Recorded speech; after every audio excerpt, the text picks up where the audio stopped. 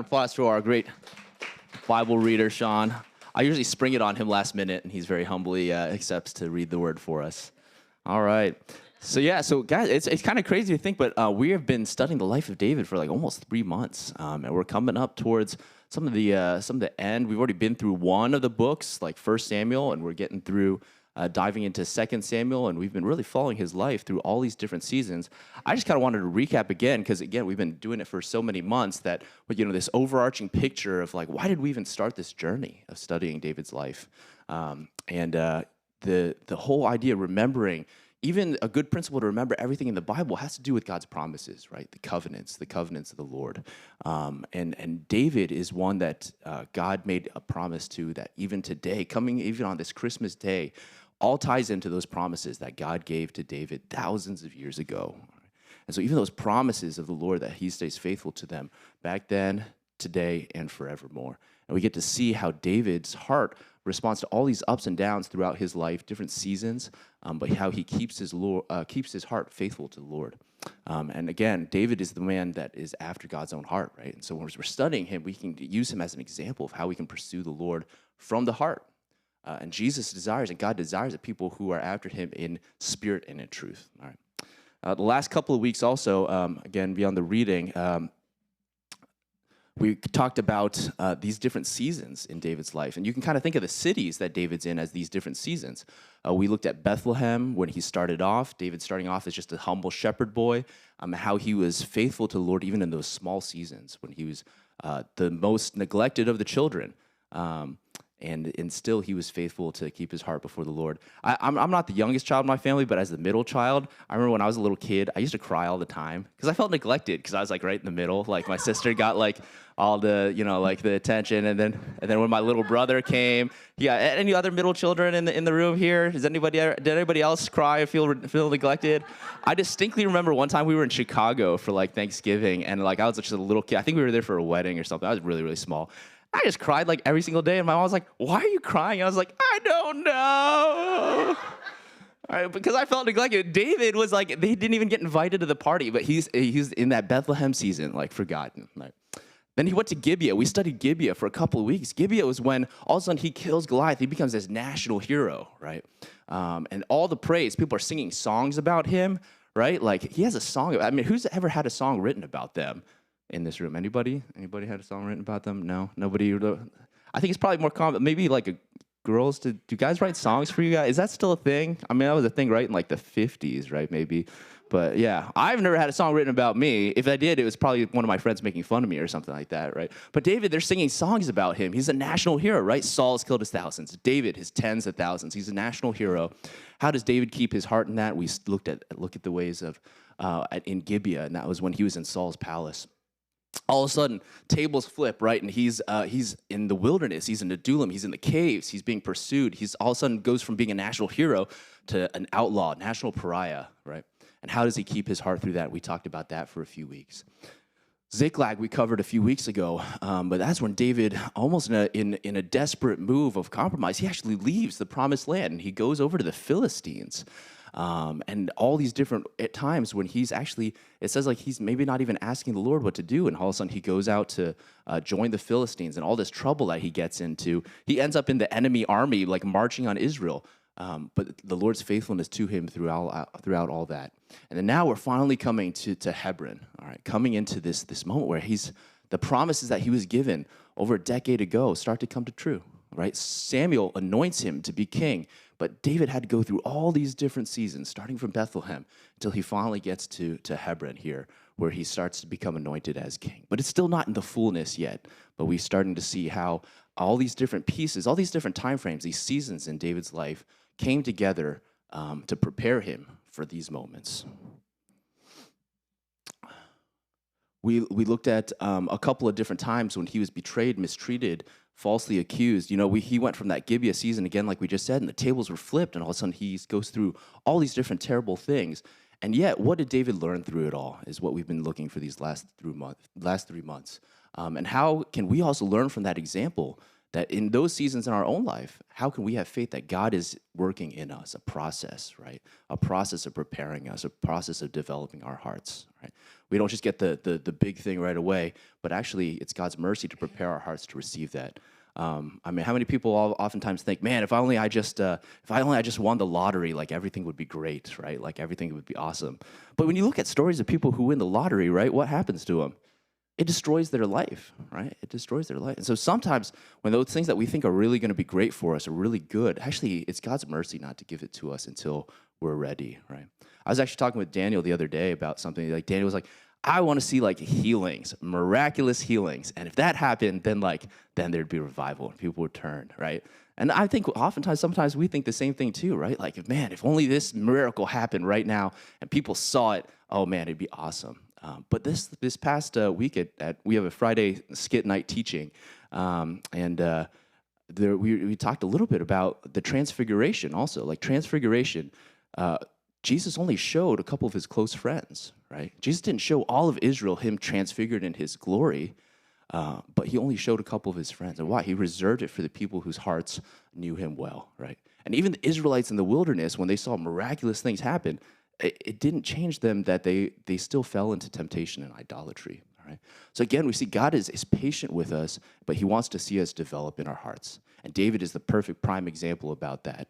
David had a heart that was after the Lord. And so through all these ups and downs, even with the good things and the bad things, God was preparing his heart for kingship. And we see a perfect kind of outline of this. So if you guys remember a couple weeks ago, so we were in 1 Samuel 27, and even the first verse of Samuel 27, this is when David leaves the promised land and goes to Ziklag. And what does it say? It says, David in his heart said, now I shall perish by the hand of Saul. There's nothing better for me than I should speedily escape to the land of the Philistines. And Saul will despair of me to seek any more in part of Israel, so I shall escape out of his hands. So David, in this, where the funny thing about, if you open your Bibles and look through 1 Samuel 27, the Lord's name isn't mentioned in it at all, right? This is David's time when he's like running from Saul. He doesn't actually ask the Lord at all or inquire. But as we see him develop later on in the Amalekites, this is the part of the story, if you remember a couple of weeks ago, when the Amalekites come and they steal all the wives, steal everything from David's camp, and the people are about to stone him. But what does David do? You guys might remember a few weeks ago, my sister made me stand with, I think it was Frank's jacket over my head. But the example that all of a sudden, it goes from chapter 27, where David, the whole chapter doesn't even mention the Lord at all, to this moment of crisis. And David finally, he says, and turns to the Lord, and he actually enters the place of prayer, right? His heart remembers that, actually, I need to start with praying, and he's seeking the Lord's heart. And so that's what we're invited into, too, in those difficult seasons, is it's just like David, to enter into that place of prayer. You can do that. You don't have to wear a jacket over your head. You don't have to have an ephod over you. But that's the principle. The heart is actually turning to the Lord first.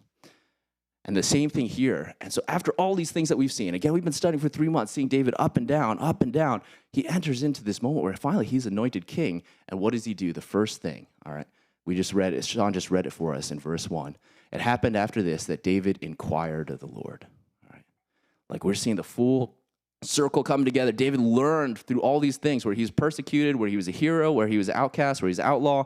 And finally, in this chapter, 2 Samuel chapter 2, we're seeing the verse. This amazing thing happens to him, and what does he do? The first thing he does is he turns to the Lord. He turns and inquires of the Lord. He's king now, right? He's anointed. Like his enemies have died. Last week, Becca talked about the death of Saul and how David handled that. But now his enemies are gone, and yet he's no longer, even though he has all the authority now, he says, Lord, what would you have me do, right? Essentially, what shall I do and where shall I go? That's the development of David's heart. And it didn't just start that way, right? We saw from the very beginning that this whole process God brought him through. He was developing his heart for this season of kingship. What shall I do and where shall I go? David learned this principle, this key principle that we are called to learn. Even in the New Testament, James talks about this, that I'm not my own. Even when you're in the cave and being persecuted, even when you're at the top of the nation and crowned, I am not my own. Everything we have, everything we do or desire fit through the frame of what does the Lord desire, right? James chapter 4, David knew this and learned this. Come now, you who say, today or tomorrow we will go to such and such a city, spend a year there, buy and sell and make a profit. Whereas you do not know what will happen tomorrow.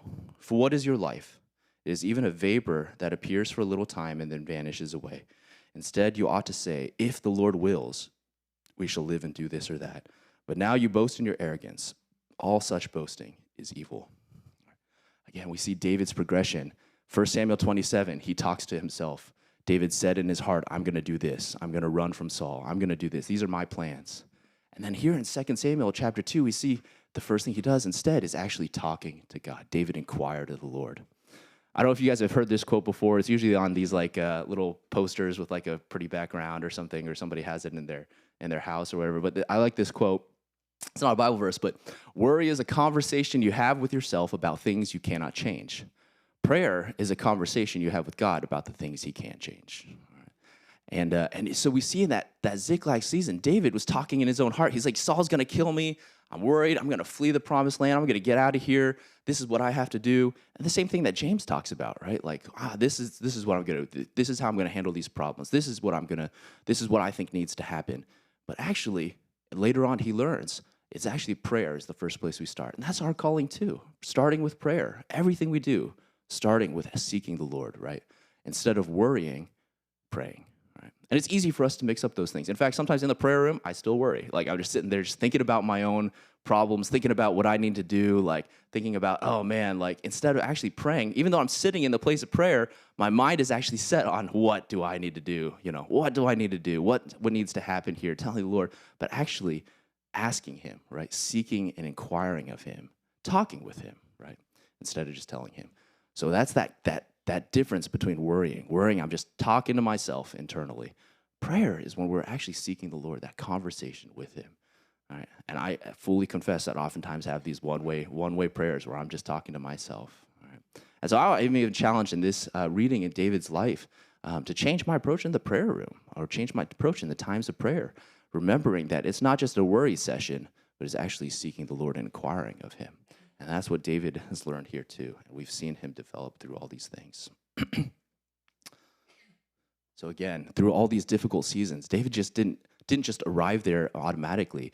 The Lord didn't just give him grace to do that. He actually had to walk through all these different trials. He walked through the wilderness, through the time in the caves, through the Ziklag and Philistines living among the enemies. He wouldn't have been ready for the time of kingship if not for all these different things. Right? He wouldn't have been ready to seek the Lord when God gave him the promise unless he had gone through all these things.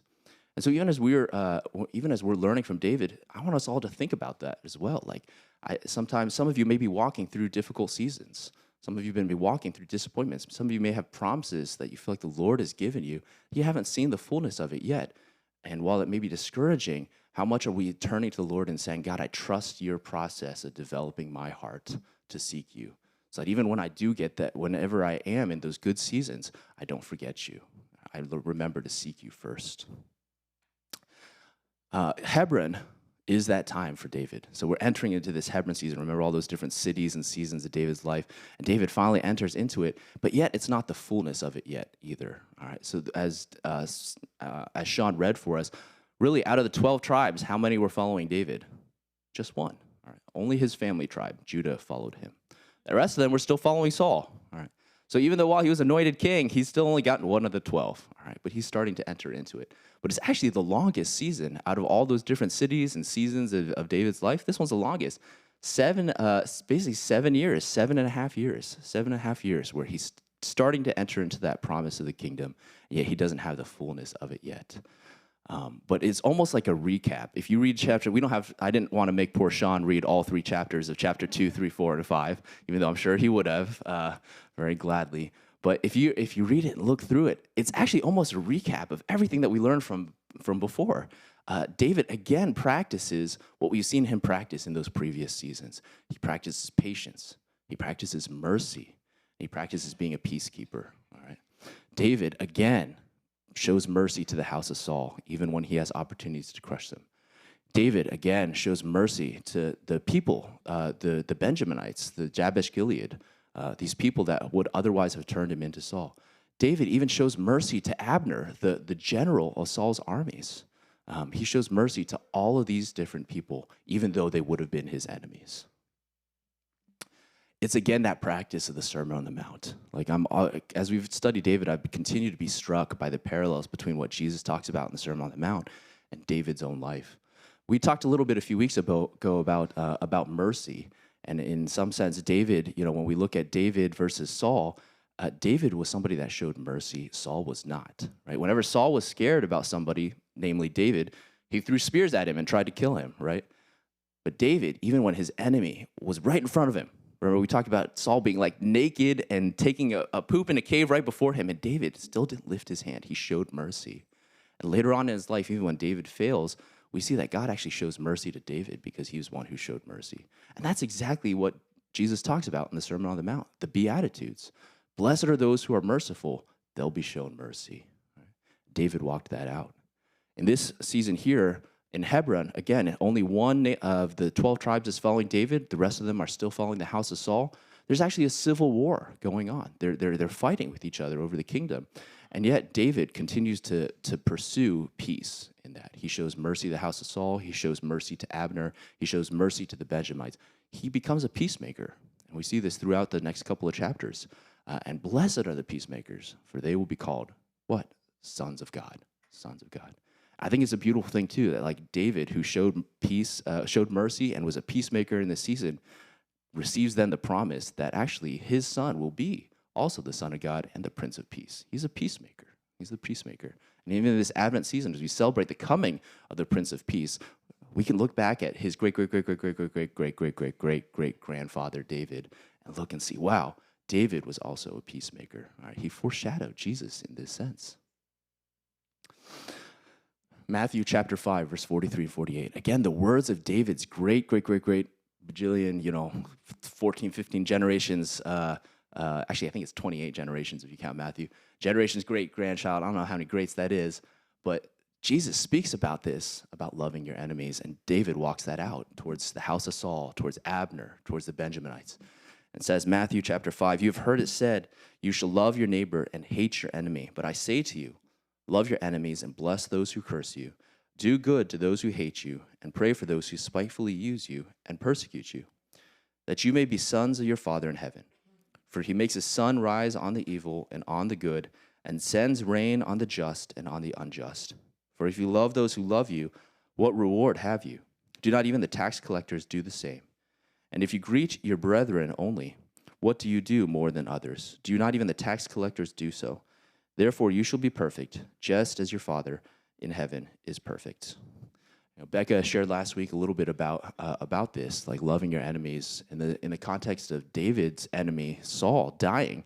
And David doesn't gloat. David doesn't celebrate. David doesn't rejoice. What does he do? He mourns. He mourns over his enemy, Saul. Saul, who had hunted him, who had taken away his position as general, who had taken away his wife, who threatened his family. Even after Saul dies, David blesses him and blesses his children and blesses his family because he loved his enemies. Becca talked a little bit last week about, that difficulty in discernment. Sometimes we think discernment is seeing like the bad in people, right? But that's actually easy, right? That's easier than seeing the good in people, to see how God sees them and the beauty and the goodness that God has put in them and called out in them. And that's the sometimes more difficult part of discernment. And David practiced that. Right? And I love seeing this passage here from Sermon on the Mount that Jesus spoke. Again, when we read Sermon on the Mount, we're actually reading this whole family, this family of David. David practiced it, David preached it, and then his great-great-great-great-great-grandson, Jesus, practiced it and preached it. Right? Son of God and son of David. That same thing in Proverbs 27. Do not rejoice when your enemy falls, and do not let your heart be glad when he stumbles, lest the Lord see it and it displease him, and he turn away his wrath from him. Jesus was the same way. Even in the moments on the cross where he was dying, when he was being persecuted, he was dying for the ones that were actually nailing him on the cross. And he said, what did he say? He said, Father, forgive them. Right? He loved his enemies. David was a peacemaker. And his son, Jesus, is also a peacemaker, the Prince of Peace, the ultimate peacemaker, because of their trust in the Lord, because of their knowledge that trusting the Father's plan. Jesus did the same thing. He trusted the Father. He submitted himself to the Father's plan. In the same way, David submitted himself to God's plan. He understood that everything was in the Father's hands. And how did he understand that? Because he started in the place of prayer. Right?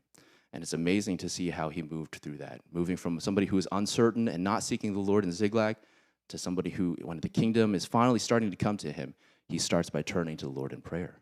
And so that principle for us to as people of prayer, as a house of prayer, people have committed ourselves to prayer, we have to learn that also, right? And everything to start with prayer, to seek the Lord as the first thing. It's been really cool over these last couple months to study David's life. And David's life is kind of like a TV series. Actually, I hope that they do make a TV series out of David's life. It'd be pretty cool. Maybe the Chosen people will do that or something. But I mean, there's intrigue, right? There's there's violence, there's ups and downs, there's music. I mean, it would make a really good TV series. But over the last 3 months, we've got to see that in David growing up from a boy to a king, right? The boy that would be king. And while we look at that, I'm struck again by Jesus. Right? Jesus. When Jesus says everything in the Old Testament points to him, all the law and the prophets, this is no different. When we look at David's life, David moving from Bethlehem to Jerusalem, especially this Christmas season, let's look and see Jesus in that as well. We talked about Bethlehem, David starting off as a shepherd boy and moving through all of these different seasons. I was looking at it and I was thinking, wow, how much more so we can look at Jesus' life being foreshadowed in that as well, right? Right now in Christmas, we're looking at Bethlehem, born in a manger, coming humbly, right? Shepherds attended to his birth. Just like David in that lowly season, Jesus humbled himself and came as a boy, as a man, as a human, took on flesh, born in a manger, surrounded by sheep and shepherds, right? That lowly season, but he was faithful in the small. For 30 years, Jesus was just a carpenter's son, right? When he first started his ministry, what did people say? Who is this? This is just the carpenter boy, right? We know his family. He started in that humble season. Then he entered into a season of a celebration. Jesus, national hero, thousands come out to see him. Just like David. David had a song about him. People sang songs about Jesus too, right? As he entered in, Hosanna, like celebrated. David killed his tens of thousands. Jesus fed his tens of thousands, right? He fed 5,000. Tens of thousands heard him speak this celebrated season. But they also had a wilderness season. Jesus, who had to endure trials and tribulations and temptations in a wilderness. And also coming through where the leaders of Israel persecuted him. Just like Saul wanted to kill David, the leaders of Israel wanted to kill Jesus. Ziklag, he's nailed to the cross. Jesus is nailed to the cross, descends into the grave, surrounded. The enemy looks like they've won. But then he rises and enters and comes into the kingdom, right? His anointed king, the resurrection. And this is that Hebron season where Jesus actually is anointed king. But the kingdom is now, but it's not fully yet, right? It's not fully yet. Jesus is ruling and reigning, but it's not the fullness of the kingdom. Because we look to one day where Jesus' desire is not just Hebron, but is to rule and reign in Jerusalem. And David had to wait 7 years. Again, we looked at that passage. That's the longest season for him. Out of all these seasons, David's longest season is that Hebron season. And I submit to you, brothers and sisters, that Jesus right now, that Hebron season, he is king. He's sitting at the right hand of the Father. But as we remember his coming, we look forward to his second advent as well, the day when he enters into Jerusalem season, the Jerusalem season when he rules and reigns from Zion. He rules and reigns from his kingdom. And Jesus is again, it's beautiful, right? Everything in the Old Testament points to Jesus. Guys, we're in that Hebron season. Our desire is for him to rule and reign from Jerusalem. He is king. The kingdom is now, but it's also not yet, right? It's not yet. And that anticipation, that Maranatha cry is what we enter into today. And David, in his Hebron season, he learned from all these previous seasons. The New Testament says Jesus learned, right? He grew in wisdom and stature, and he learned obedience. And right now, he's sitting at the right hand of the Father. Do I need this one too? Oh, it's red. Oh, am I getting red? Okay. Well, maybe that's the Lord's telling me to end. But yeah, I wanted to look at one last verse here, but it's Psalm 110. And some of you may know Psalm 110. Psalm 110 is the most quoted Old Testament passage in the New Testament. All right, I think it's quoted over 10 times. All right, throughout the Gospels, throughout the epistles, the letters. This is the most quoted verse in the New Testament from the Old Testament. Psalm 110, the Lord said to my Lord, sit at my right hand till I make your enemies your footstool. The Lord shall send the rod of your strength out of Zion. Rule in the midst of your enemies. Right? Jesus, risen from the grave, ascended to the Father, is sitting at the right hand of the throne of God. Right? He is king, but yet we still wait for that fullness of that kingdom in Jerusalem. In Jerusalem. And just like David having to wait, Jesus is waiting. Jesus is waiting at the right hand of the Father. He's been waiting for 2,000 years. 2,000 years. And we're seeing the beginnings of the promises, right? Like Jesus waiting. What is he waiting for? He's waiting the gospel to reach all nations. The gospel go forth to every tongue, tribe, and nation, and then the end will come. He's waiting patiently. In the same way that David waited patiently because he trusted in the Lord. The same way that David showed mercy to his enemies. Jesus, sitting at the right hand of the Father, showing mercy to his enemies. We, were his enemies. I don't know about you guys, but if I just go back 2 generations, my family were idol worshipers, right? 2 generations. But he showed mercy to us, even while enemies. And even while he's sitting at the right hand of the Father, his mercy is the patience to wait. Right? He's waiting for the fullness of that promise to come forth. And also, lastly, that we want to anticipate that in our own lives, right? So whatever season that you're in, that you're going through, can we look at David's example and pray first and be patient for the fullness of that, especially in this Christmas season, people getting together with families. What are you praying for in this time? What are you seeking the Lord for? Not worrying about, but praying about. What are you praying about? I know something that worries me that I need to pray about more. Sometimes I think about my family, and reconciliation. And also, what are you praying about in your family or the seasons of your life? Or maybe it's sickness in your body. What are you praying for? Can we, like David, patiently wait with the knowledge that there is going to be the fulfillment of it, that God is going to answer those things as we turn to him in prayer first? Just like Jesus is. Jesus, he deserves to rule and reign. He's bought by his blood and purchased by his blood, worship in every tongue, tribe, and nation. And yet he waits because of his mercy. He waits because he's a peacemaker. That peace would come. Just like the angels told the shepherds, peace and good news. Jesus is waiting. He's waiting for the day that he rules and reigns in Zion, that the Lord will send his rod of strength out of Zion in Psalm 110. He's waiting. And so we too, as followers of Jesus, can wait and persevere in that place of prayer for things that we've been promised for. That's victory in our own lives over sin, whether that's reconciliation in our family, whether that's you're waiting and praying for healing for sickness. Let's take the example of David and Jesus to wait on the Lord and to seek him first, that ephod, that place of prayer, to seek him first. So that's what I want to end with it and go into the time of prayer and to pray for these things. I don't know if we've got a guitar back again. Oh, yeah, Jeff changed the guitar string, so we've got an instrument here.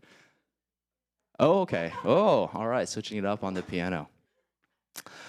But yeah, I wanted to pray for those 3 things. All right, those 3 things. So again, when we read the Psalms, somebody once told me when you read the Psalms, there's a couple ways to look at the Psalms, looking at perspective of the original author, perspective from Jesus, and perspective from our own life. And when I look at Psalm 10, I can see David, the perspective of him as the original author. David saying that he's going to wait on the Lord. This psalm was originally for David, and he waited. He waited in that Hebron season for the Lord to fulfill the things that he was promised. Right? In the same way, we can look at it from our perspective. The things that we're praying for and seeking the Lord for, can we be patient and wait and rely and trust that our prayers are heard by the Lord?